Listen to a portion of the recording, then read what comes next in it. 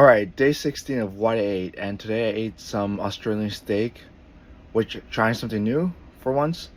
And I also ate some mixed vegetables, white mushrooms, zucchinis, eggplant, and some sour cream that I put on top of the steak. Also used the steak fat to oil up the oil up the pan. And I also ate out with my family.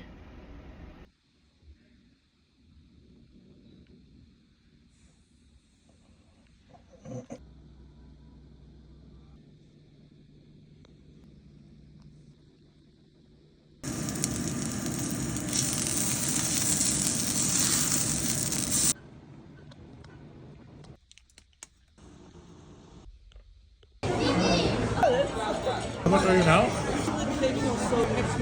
Oh, yeah, man. The meat, like the juicy. Good. It's a Sunday, right?